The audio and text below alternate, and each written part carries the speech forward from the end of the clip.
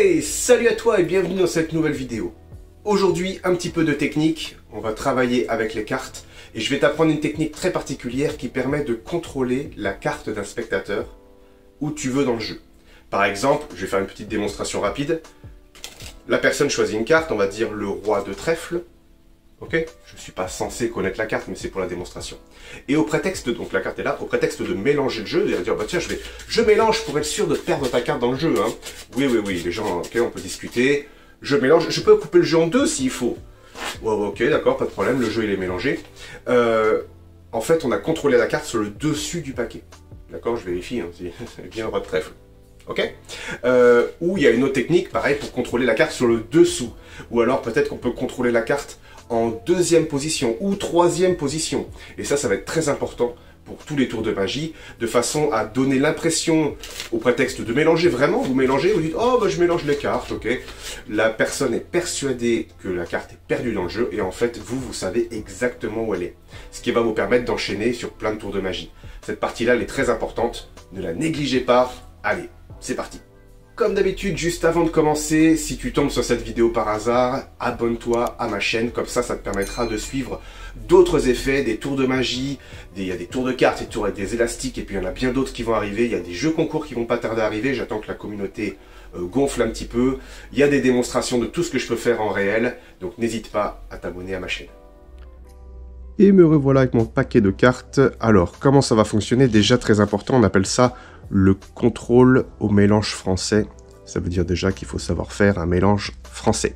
Le mélange français, moi je suis droitier, je tiens dans ma main droite en tenant par les petites tranches, d'accord, d'un côté et de l'autre, le pouce d'un côté et 2, 3 ou 4 doigts, ça dépend de la taille de vos mains. Moi je suis à l'aise avec 2, 3, bon ça dépend. Et le mélange français, on vient, ça peut paraître bête, mais j'explique. Avec l'autre main, on fait comme la main du Playmobil, un peu là, d'accord? Hop, le pouce vient pincer des cartes, soit une par une, soit des groupes de cartes. En appuyant un peu plus, on prend des groupes de cartes. Au ralenti, ça donne ça. D'accord? Ce que je vois. Alors, en vitesse normale, on dit, tiens, je mélange, on prend un bloc. Soit vous prenez une par une, ce qui mélange pas tant que ça. Au final, une par une, ça inverse l'ordre des cartes. Ça peut être une technique pour tricher. Ce sera l'histoire sera l'objet d'une autre vidéo. Mais sinon, on prend des paquets de cartes, comme ça. Et quand on dit à une personne, tiens, je fais défiler les cartes, tu me dis stop quand tu veux, au moins si vous les prenez une par une, la personne elle peut mettre du temps à se décider, au moins il y a de la marge, ok? Donc quand vous faites comme ça, dis-moi stop quand tu veux, la personne elle prend sa carte, elle la regarde, on continue, tac tac tac, ok? Le sujet de cette vidéo, c'est le mélange français, le contrôle au mélange français.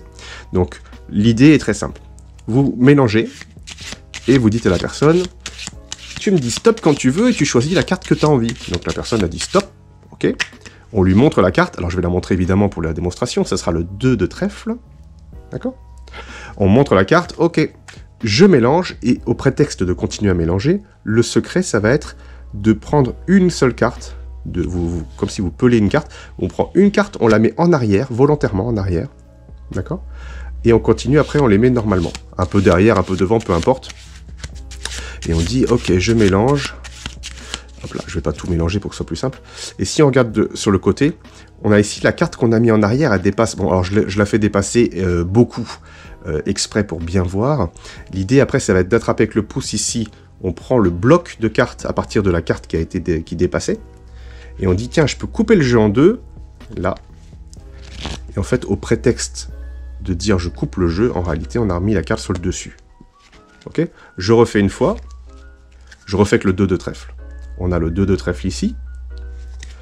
La première carte, elle vient en arrière, donc elle va dépasser forcément. Hein. Après, on continue de mélanger.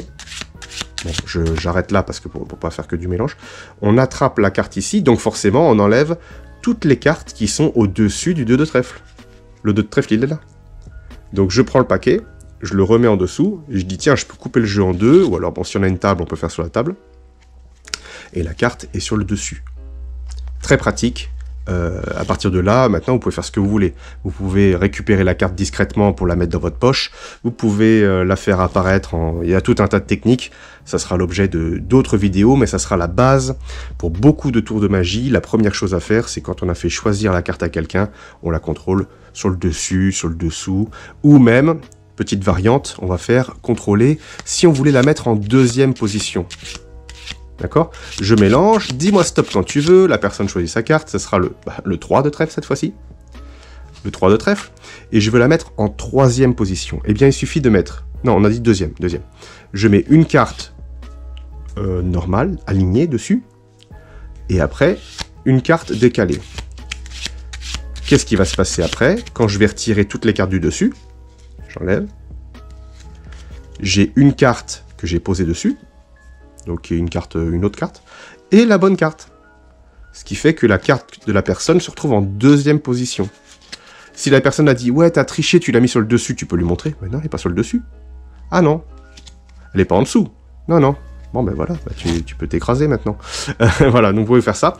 Et il y a un tour qui est très important, que j'aime beaucoup, qui va être le contrôle. Donc on va avoir besoin de la contrôler en troisième position, mais vous avez un petit peu compris l'idée.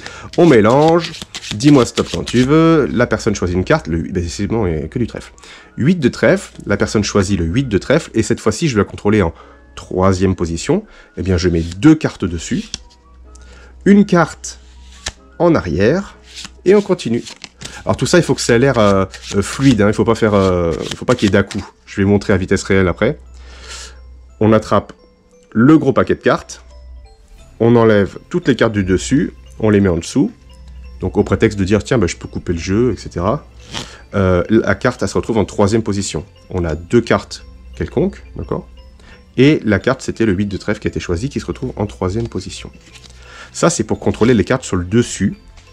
Et voilà ce que ça donne si on veut contrôler les cartes sur le dessous du jeu. Ok? C'est à peu près la même chose. On mélange.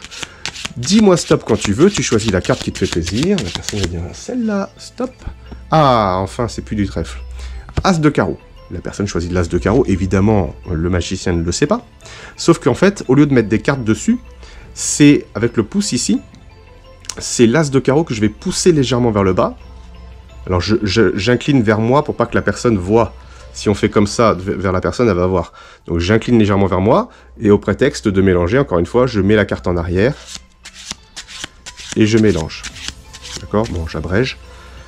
En fait, comme c'est la carte choisie, j'en ai un petit peu trop, on voit un petit peu sur le côté, c'est la carte qui a été choisie qui est sortie.